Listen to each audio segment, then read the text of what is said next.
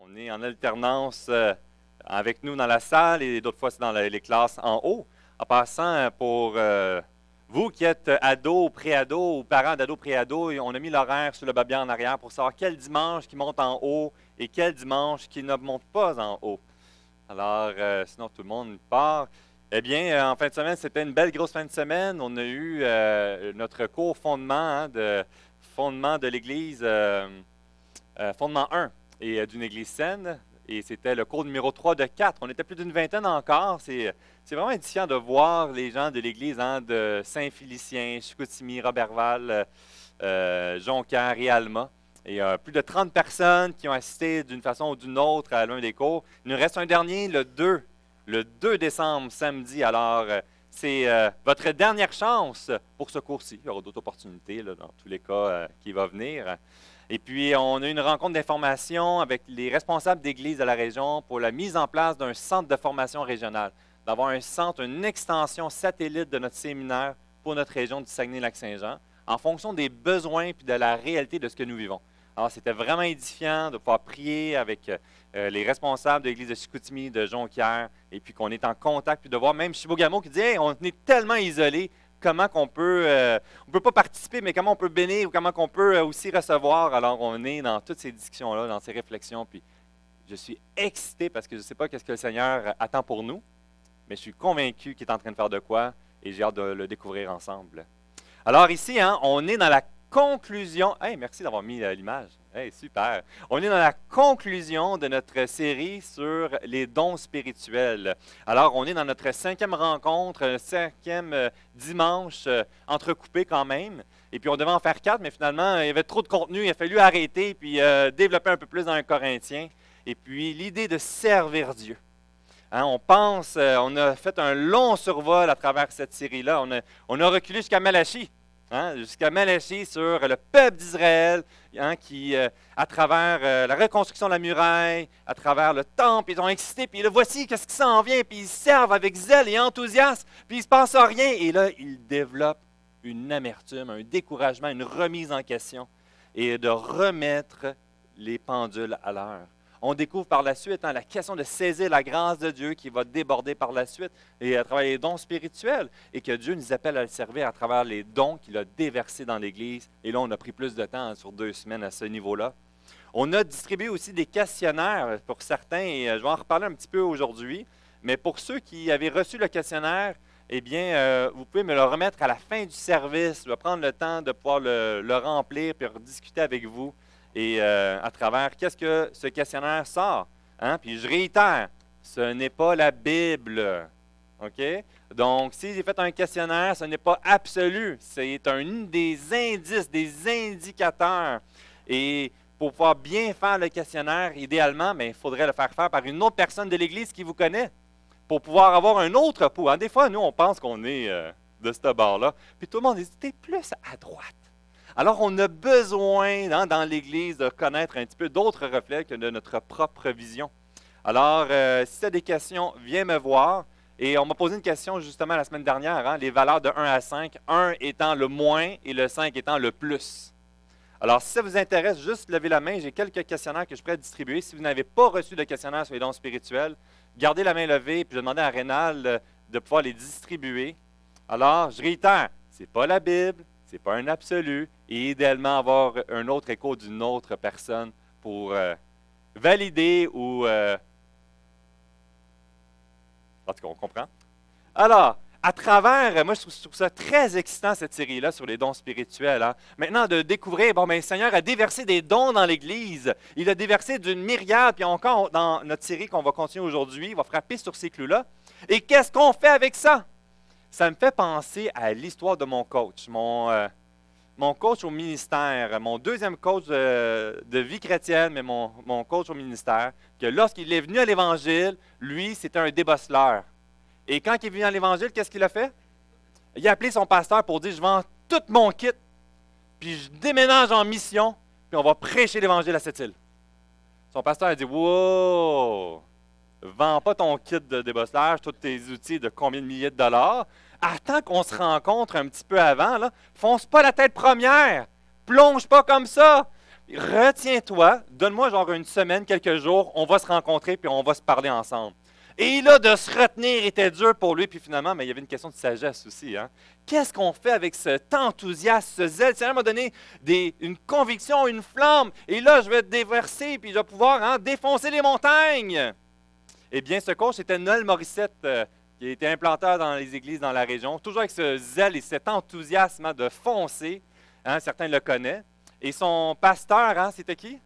C'était Michel Habib, que plusieurs connaissent. Et le Seigneur l'a utilisé à ce moment-là pour mettre un frein un petit peu, pour le réorienter, remettre certaines fondations, puis vas-y! Mais attends, il y a une façon de le faire. On est dans Romains, chapitre 12, les versets 1 à 8. On va le survoler ensemble. Et j'ai trouvé ça tellement intéressant que ça se construit, à la lumière des Écritures, ça construit notre compréhension de ce que sont les dons spirituels, à quoi ça sert et comment le vivre. Dans les 8 premiers versets, on va voir ensemble cette réalité de servir Dieu à travers les dons spirituels est un débordement d'adoration.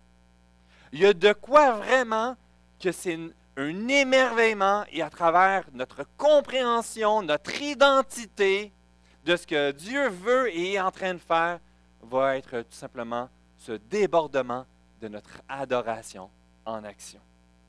On va lire ensemble les 8 premiers versets. On va s'arrêter puis on va ressortir certains principes à comprendre comment nous pouvons adorer Dieu à travers l'exercice de nos dons spirituels les uns avec les autres. Lisons ensemble les 8 premiers versets.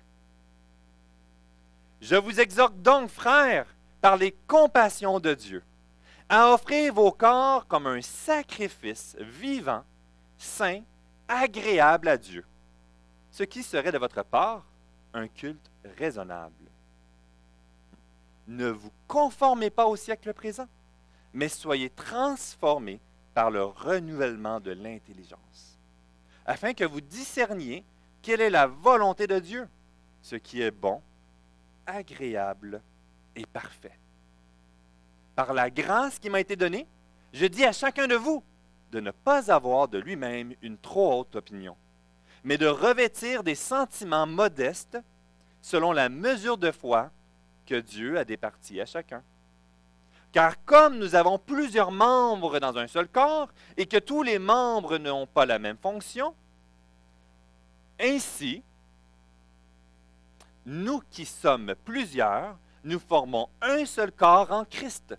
Et nous sommes tous membres les uns des autres, puisque nous avons des dons différents selon la grâce qui nous a été accordée, et que celui qui a le don de prophétie l'exerce selon l'analogie de la foi, que celui qui est attaché au ministère s'attache à son ministère, que celui qui enseigne s'attache à son enseignement, et que celui qui exhorte à l'exhortation, que celui qui donne le fasse avec libéralité, et que celui qui préside le fasse avec zèle, que celui qui pratique la miséricorde le fasse avec joie.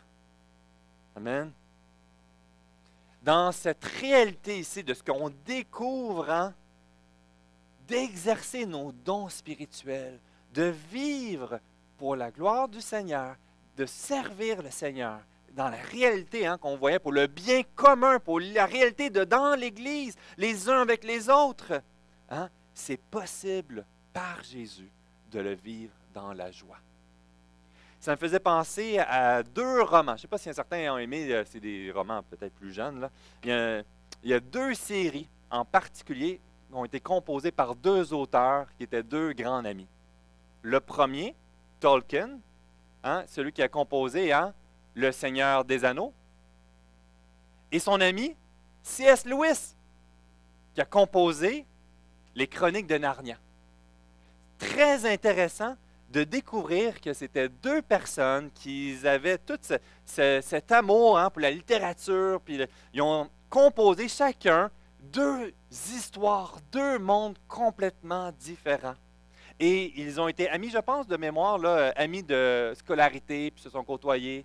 Et puis C.S. Lewis était athée à ce moment-là et Tolkien, lui, c'était un fervent catholique. L'histoire de Seigneur des Anneaux, celle que j'ai lue quand j'étais petit, m'a vraiment marqué par toute la richesse de l'histoire fantastique. Mais à quel point que c'est lourd de porter l'anneau, hein? À quel point, hein, que... Là, je ne veux pas, ceux qui sont en train de lire le livre, je ne veux pas péter le... Il meurt à la fin, je ne dirais pas qui, là. Mais je vous le dis que dans cette réalité-là, de cette histoire, le porteur de l'anneau, y a-tu de la joie dans son cœur? Aïe, aïe, aïe. C'est tout sauf le contraire. C'est un lourd fardeau, c'est pénible, et ceux qui le portent trop longtemps, hein, ils ne virent pas très beau. Vous comprendrez si vous avez lu le livre. Est-ce que c'est ça l'Évangile? Est-ce que c'est ça, le fardeau de servir Dieu et de l'exercer à travers nos dons? Je pense que souvent, on peut se rendre dans cette saison-là de vie.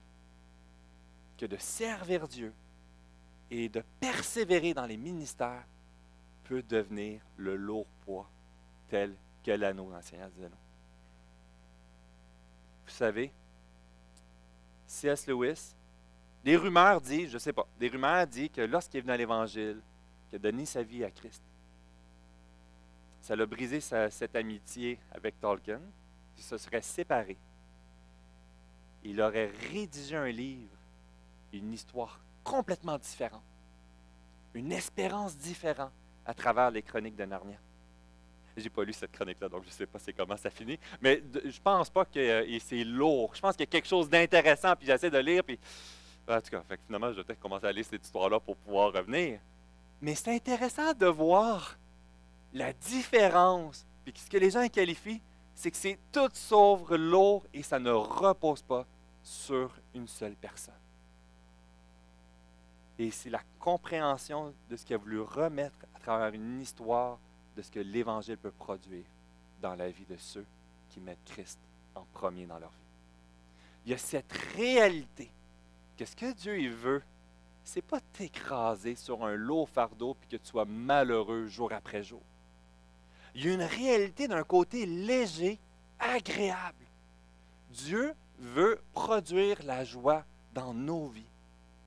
On le voit ici dans la fondation et dans cette transition dans le chapitre 12 de Romains, il remet à la lumière de ce qu'on a vu dans les derniers dimanches, qu'on en frappe toujours, puis on va encore répéter parce qu'on est tannant, parce que c'est primordial. Tout découle de ma compréhension de l'Évangile et de me l'approprier pour ma vie à moi. Et ce qu'on voit dans Matthieu 11, 28 à 30, « Venez à moi, vous qui êtes fatigués et chargés, je vous donnerai du repos. Prenez mon joug sur vous. Recevez mes instructions.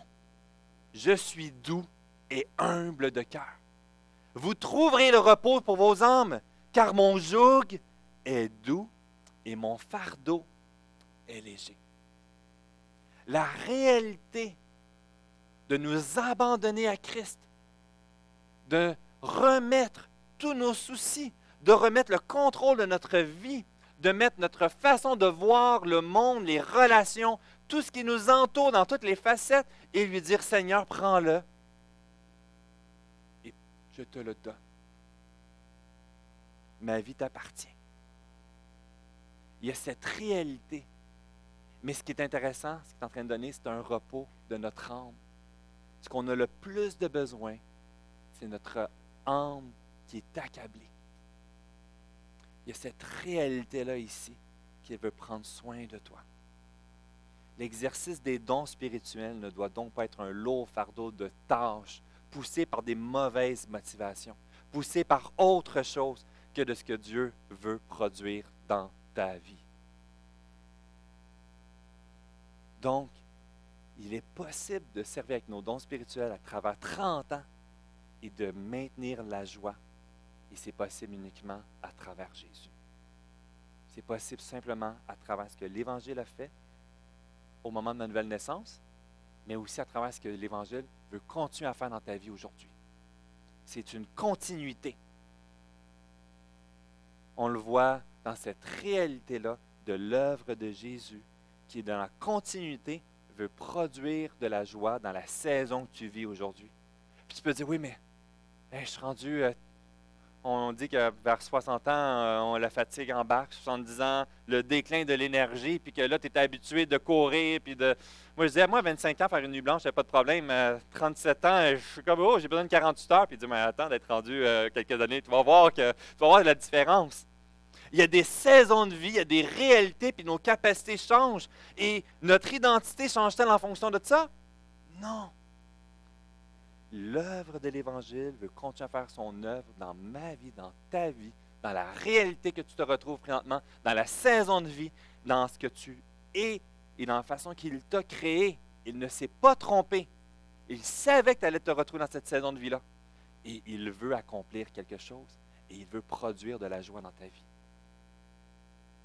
Sans Jésus, ça va être impossible. C'est mission impossible. On va être capable de persévérer par un temps et on va perdre notre joie. Et on va péter aux frettes. France internationale, l'a dit-il? Pas certain, hein? Non, OK. Plus québécois, hein? C'est pas l'œuvre de l'Évangile qu'il veut produire dans nos vies. Dans Romains chapitre 12, il nous met ses fondations, qu'il y a quelque chose de nous remettre comme un sacrifice vivant, de s'en remettre à Christ et de lui laisser faire cette œuvre qu'il désire, qui est bien meilleure de ce que nous pouvons imaginer, désirer, aspirer. Nos lunettes sont entachées, on a besoin de les enlever et de se laisser transformer parce que Christ veut continuer de faire. On voit cette réalité de l'amour et la grâce. Cette réalité donc de sacrifice vivant, cette image de parler de notre nouvelle vocation.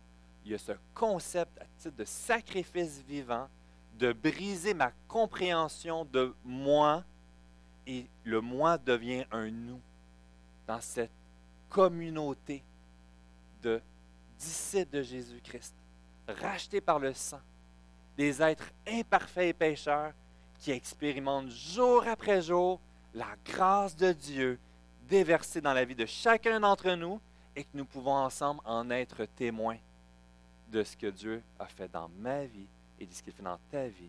Et on vient à titre de sacrifice à laisser lui faire cette œuvre. Pour encore une idée d'un sacrifice commun, ça vient percuter toute notre fondation du moi. La réalité de l'orgueil va ressortir dans le désir de contrôler en fonction de ce que moi je pense. La réalité de ce que notre société encore, dans ses valeurs, ressort fort sur l'individualisme est le contraire de ce que l'œuvre de Christ qui veut opérer dans une communauté, dans chaque région, très différente. Et on va le découvrir dans la prochaine section. Mais on va voir chaque figure de Christ imparfait en attendant, qui se vit dans les églises locales, l'église d'Alma, l'église de Saint-Félicien, l'église de Chicoutimi, l'église de la Bible parle, l'église de Frères. On va découvrir plein de familles d'églises qui sont des petits reflets de l'œuvre de Christ en action, mais d'une façon différente, mais belle. Servir dans notre Église, servir en exerçant les dons que Dieu nous a donnés, chacun d'entre nous, qui avons été rachetés par le sang de Christ. Ça commence à partir de la nouvelle naissance et ça continue progressivement jusqu'à ce qu'il vienne nous rechercher, nous prendre.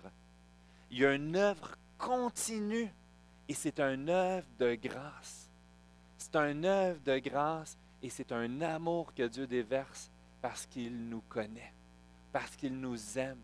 Il connaît les mensonges que nous nourrissons et il prend le temps de les adresser. Il nous accueille. Il nous va nous éloigner de lui, le remettre en question et il nous accueille lorsqu'on vient nous confier dans sa présence. Et on est cette communauté qui, tous, a des facettes différentes, à chercher à expérimenter cet amour pour nous, de ce que Dieu a fait. Et cette grâce déversée à la croix, qui se manifeste encore dans ma vie, dans une situation, et ça m'émerveille. Et on en est témoins les uns les autres de ce que Dieu fait dans ta vie, de ce que Dieu fait dans ma vie. Et dans cet émerveillement, on veut laisser la place. Des fois, c'est inconfortable. Mais de laisser Dieu nous utiliser comme lui et le désir. Et des fois, ça va rentrer en opposition à mes lunettes à moi. Ça nous apporte dans ce deuxième élément ici, de vivre l'humilité à travers Jésus. Sans humilité à travers Jésus, ce sera impossible de vivre et de persévérer à le servir. Encore une fois, on va avoir cette lutte qui va continuer continuellement. On voit ici dans les versets 2 et 3, cette mise en garde de ne pas se conformer au siècle présent. Cette réalité revient souvent, et il y a des aspects qui vont revenir. Il y a certainement une référence dans Romains chapitre 1, versets 18 à 32, justement de si tu rejettes l'Évangile et que tu te retires et que tu t'en vas vers tes propres voies, c'est les voies de quoi? De la folie. Et se vantant d'être sages, ils sont devenus fous. On peut être convaincu et à cause de des motivations extérieures ou des mauvaises motivations intérieures, m'éloigner de ce que Dieu voulait faire pour ta vie, pour ma vie. Notre identité doit être transformée jour après jour par l'œuvre de l'Évangile. Et pour cela, j'ai besoin de reprendre, de comprendre, de me rappeler que je suis influencé par qui je suis, par mon héritage, par le siècle présent. Il y a une incidence, il y a un impact. Mon cœur, à la base, est tortueux et corrompu. Et mes lentilles sont affectées par ma nature pécheresse. Et j'ai besoin de laisser l'Évangile faire ce ménage dans ma vie. Et à cause de ça, trop souvent, on va tomber dans les pièges de servir Dieu avec des mauvaises motivations. Et ça va être une question de temps avant que soit qu'on blesse tous les gens autour de nous, ou qu'on se fasse blesser, ou qu'on devienne amer, ou qu'on soit déçu. Je me souviens dans les accompagnements de membership, l'un des témoignages le plus impressionnant était une liste de quelques pages sur tout le curriculum de ce que la personne avait accompli. Membre de tel comité, implanteur de telle affaire, qui va monter telle chose, avoir évangélisé et amené tel nombre de personnes à l'Évangile. Puis c'était tout un long curriculum. Et quand il a présenté à l'Église, la personne, avec fierté, a sorti toute cette liste. Puis d'un côté, j'étais impressionné. Puis un homme sage est venu me voir et il dit, c'est une question de temps avant qu'on ne le voit plus. Je dis, ben voyons donc, tu n'as pas entendu ce que j'ai attendu? C'est tellement impressionnant. Mais quelques mois après, la personne était partie. Il avait saisi quelque chose que je n'avais pas saisi. Et je ne suis pas en train de dire qu'il ne faut pas avoir de curriculum, il ne faut pas avoir accompli des choses de Dieu. Mais il avait saisi une problématique d'humilité dans la motivation de l'individu que je ne le voyais pas. Son expérience de ministère démontrait que le temps va révéler le cœur. Le temps et des fois les périodes de silence ou de pause vont révéler les impatiences poussées par de mauvaises motivations. Et on voit dans cette réalité que des fois, le faire devient notre identité. Et on passe complètement à côté. Des fois aussi, le être peut devenir notre identité. Et on peut passer aussi complètement à côté. J'ai sorti des listes bien imparfaites de motivation à servir Dieu qui va faire que c'est juste une question de temps avant qu'on perde notre joie. Le conformiste. Venir servir Dieu pour plaire aux autres. Hein? C'est déjà arrivé quelqu'un qui arrive et dit « Hey, on a tel besoin, tu dois être bon, tu devrais le faire. » Puis dire non, je me sens tellement mal. Fait que, OK, je vais le faire. Et on le fait pour plaire et répondre à l'attente des autres dans l'Église. Ça fonctionne bien. Et ça nourrit notre identité d'être accepté et apprécié et reconnu et aimé par les autres. Mais c'est une question de temps. Il y a l'activiste, sa valeur dans la performance, de réussir à en faire beaucoup, puis j'ai les capacités, puis je vais payer le prix, puis je vais le faire. Et je vois les autres qui ne sont pas capables d'y arriver, mais c'est correct, moi je vais le faire. Il y a une chaise vide, je vais la remplir. Je veux faire pour le Seigneur, et là on se met une pression. Il y a le procrastinateur, celui qui dit « Ah, ben c'est pas pour moi. Une prochaine fois. Ah, j'ai pas le temps. Je vais attendre que quelqu'un soit mieux que moi. » La personne qui aura toujours les occasions pour trouver les bonnes raisons à ses yeux pour ne pas trouver sa place dans l'Église et de remettre au prochain. C'est pas tout à fait celle-là ici, mais on va aller vers le nombriliste. Hein, c'est des noms, en tout cas.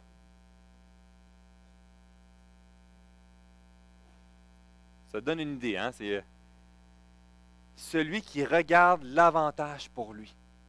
Qu'est-ce que ça va me donner comme avantage? Dans certaines églises, on perd la richesse des dons spirituels, puis on va chercher à le mettre sur quelques personnes. Le pasteur, lui, il doit avoir tous les dons spirituels et déversés. Il y a même des églises qu'on va chercher à engager un ouvrier dans le but de répondre à notre besoin. Donc, qu'est-ce qu'on est dans une saison, on est rendu en maturité spirituelle. On va vouloir que le prédicateur, la personne qu'on va engager en temps plein, s'occupe de notre prédication. Nourris-moi le dimanche matin, puis c'est tout. Il y a des étapes, même, je me souviens, dans ma formation, on parlait d'un témoignage que dans une église, on va engager un ouvrier, puis que ses premières prédications, qu'est-ce qu'il fait? Il prêche l'Évangile, puis il dit « Hey, on t'a engagé pour enseigner des messages qu'on veut entendre, et ça nous dérange. » Il dit « Mais c'est la fondation de mon ministère. » Puis il dit « On ne t'a pas engagé pour ça. » C'est des extrêmes, mais c'est des extrêmes réels. Vous voyez, dans ma propre vie, je réfléchissais à ça, et je repensais à ça ce matin, puis une petite thérapie, hein, je pense que le Seigneur travaille dans ma vie présentement, puis c'est plus pour moi cette série-là. Mais les premières fois, mon pasteur m'a dit que quand j'étais engagé, mon rôle était de faire des visites. Puis c'était essentiellement de tout faire le discipolat, les diagnostics spirituels, l'accompagner. Puis il m'a dit à un moment donné que quand il n'enseignait pas, il pouvait faire 20 visites. Puis il dit « Ah ouais, je vais en faire 23. » Puis j'ai réussi à augmenter, puis jusqu'à 27. Puis comment je me sentais? Fier. Mais de l'autre côté, amoché. Puis là, j'en parle à mon pasteur, puis il dit « J'ai déjà dit ça, moi? Ah, je me souviens pas. J'en ai jamais fait 20. J'ai peut-être un exemple comme ça. » Je fais « Quoi? » Dans un autre ministère, c'était des hommes qui étaient doués, performants, puis qui fonçaient. Je voulais foncer avec eux, puis je voulais me donner payer le prix, payer le prix. J'acceptais tous les besoins. Puis en me disant « Je suis moi aussi capable. » Je me souviens que j'étais le plus proche. Fait que le système d'alarme sonnait, bien, je me levais à 1 heure le matin, puis j'allais vérifier le bâtiment si tout était correct, puis je retournais à la maison. Puis à un moment donné, je commence à péter les plombs, à me mettre dans des grandes colères. Puis c'est quoi qui se passe dans ma vie? J'étais étiré, j'avais perdu ma joie et mes motivations n'étaient pas aux bonnes places. Puis je pensais à ça ce matin, puis je prenais conscience de dire « Hey, mon modèle était les co-ouvriers que je voyais comme exemple. Je voulais reproduire un reflet de ceux qui m'entouraient et non refléter Christ dans ce qu'il s'attendait de moi. Ça a pris quelques années pour comprendre ça. Mais ce que je suis en train de voir, c'est que vraiment, même dans cette série-là, je réfléchissais à ça. Puis ce matin, je suis en train de méditer, de dire « Hey, je ne veux pas tomber dans ce piège-là. Je ne veux pas tomber dans ce piège de tenter de performer ou de me complaire dans ma situation présente. Pour moi, personnellement, je ne veux pas tomber dans la comparaison puis dans ma valeur, dans ma performance. Mais je veux trouver ma valeur en Christ. Je veux laisser l'œuvre de Jésus dans ma vie. Mais ce n'est pas facile. La gloire de Dieu veut se manifester à travers l'œuvre qu'il veut accomplir de transformation dans la vie de ses enfants. Est-ce qu'on est prêt à lui laisser la place qui lui revient? Ça nous apporte dans cette culture d'humilité. Dans 1 Timothée 4,12, que personne ne méprise sa jeunesse, mais soit un modèle pour les fidèles, en parole, en conduite, en charité, en foi, en pureté. Cette idée de juste valeur, ni trop haute, ni trop basse, fidèle à comment Dieu t'a créé et ce qu'il t'a. Il t'a choisi pour accomplir quelque chose de particulier dans cette œuvre de grâce continue, de transformation, et de pouvoir goûter ce repos de notre âme en Jésus, et de goûter la joie à le servir, ce joug qui est léger, un joug qui a une idée de, il y a certainement cette réalité de prix à payer, mais un prix à payer en fonction de ce qu'il t'a confié. Et ça va mettre en lumière l'évidence qu'on a tous, nous sommes tous des membres bien différents des uns des autres.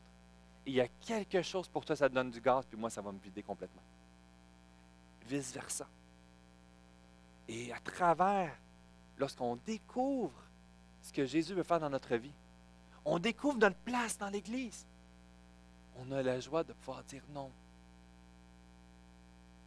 On a des joies de pouvoir laisser la chaise d'un besoin ouvert parce que c'est pas sage. Je ne veux pas servir le Seigneur de la sorte. On est appelé à travers ça de servir le Seigneur Jésus. Puis il y a un côté d'enthousiasme. Il y a une réalité. Donc, ce n'est pas juste de dire, bon, c'est léger, fait qu'on on s'assoit, on se laisse gaver. On ne veut pas être le nombriliste. C'est quoi la réalité? Il y a un enthousiasme. Il y a un zèle que ça va produire dans notre vie parce qu'on est à la bonne place. On veut plaire au Seigneur de ce qu'il veut faire et continuer dans notre vie et non aux mensonges de notre identité de ce siècle présent. Vous voyez ce contraste-là? Découvrir mes dons spirituels va se faire en servant dans l'Église locale, en servant les uns avec les autres. On va voir des choses qui vont nous donner du gaz, que j'ai une sensibilité, j'ai une facilité. Les gens vont dire « Hey, ça me fait du bien! Merci pour ton encouragement! Merci pour ton service! » La réalité qu'on découvre à travers les membres et la diversité des membres, c'est que ce qui nous donne de l'enthousiasme, le zèle, la façon que Dieu veut produire une œuvre dans notre vie va être très différente les uns avec les autres.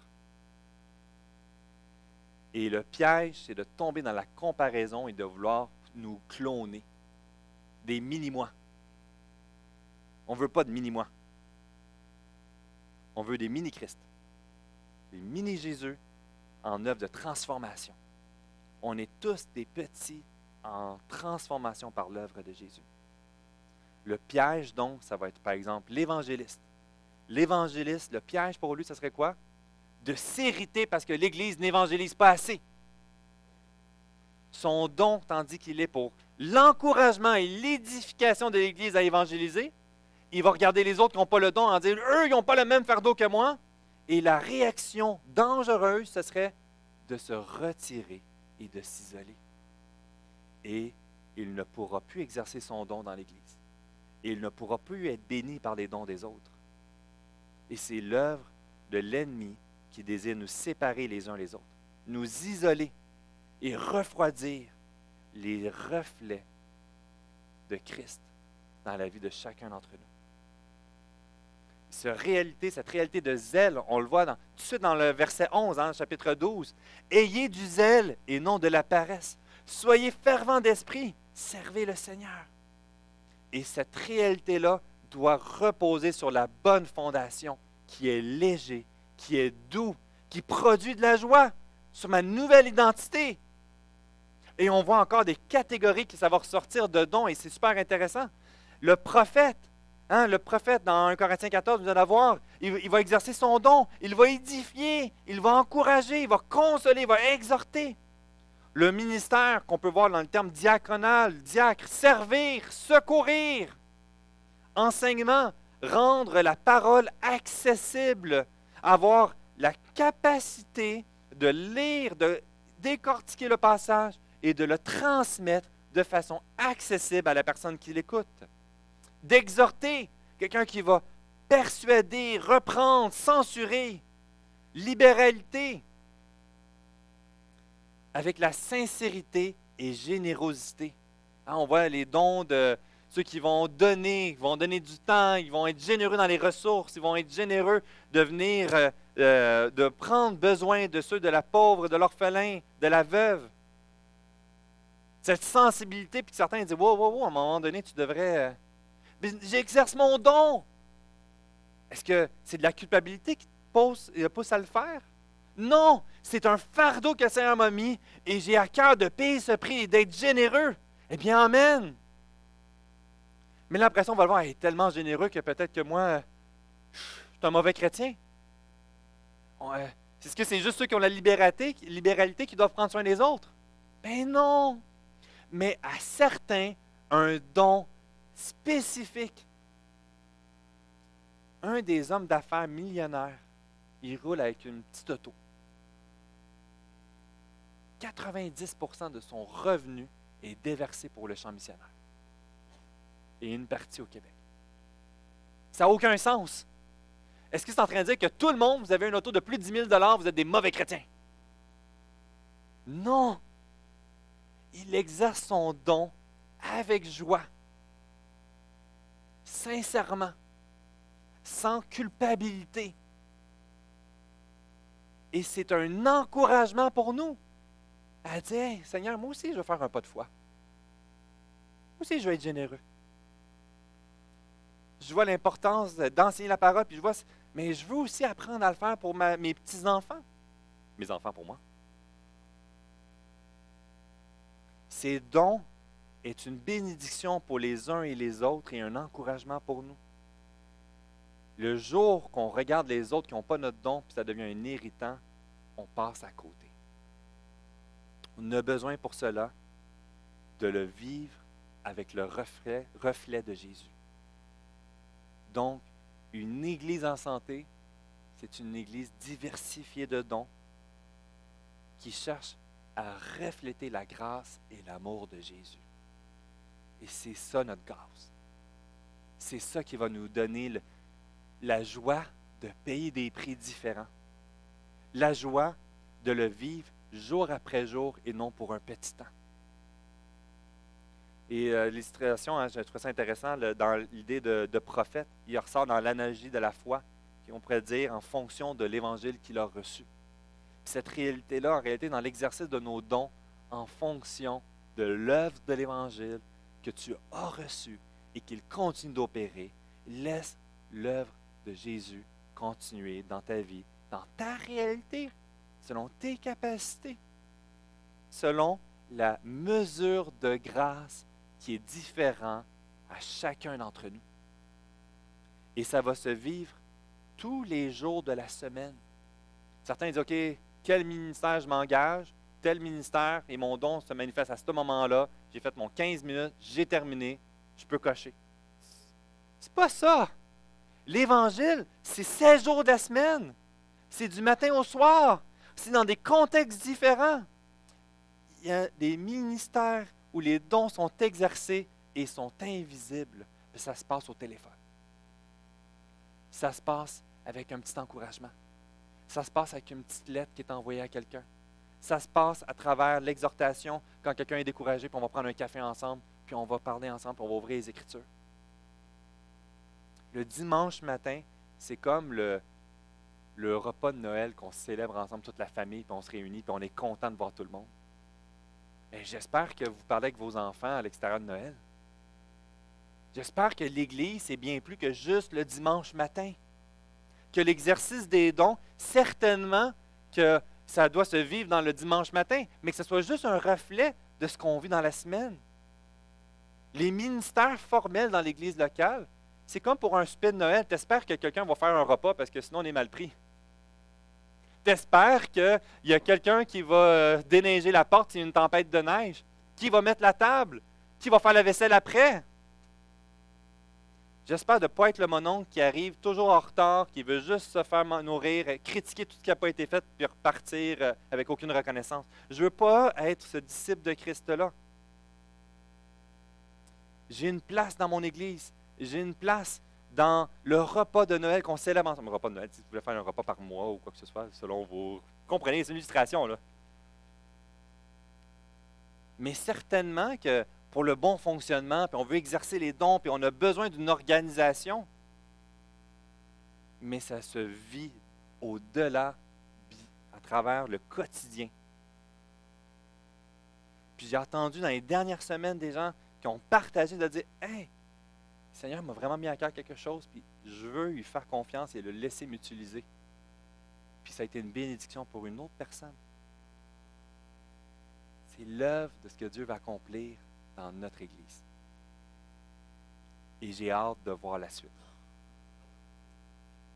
Dans tous les jours. En conclusion, j'ai beaucoup aimé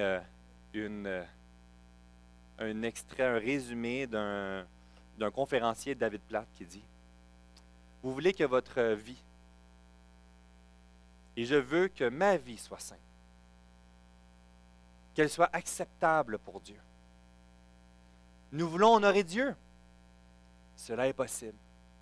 Je vous exhorte donc, frères, par les compassions de Dieu, par sa miséricorde, c'est-à-dire par sa grâce dans l'Évangile.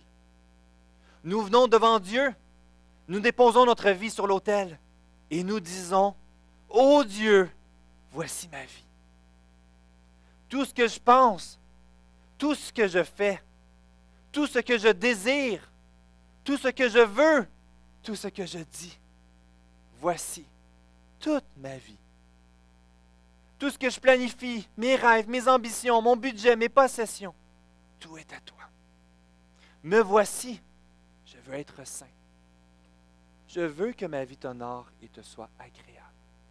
Ainsi, notre vie quotidienne devient une adoration. Voici notre adoration spirituelle. Nous offrons nos vies sur l'autel de Dieu.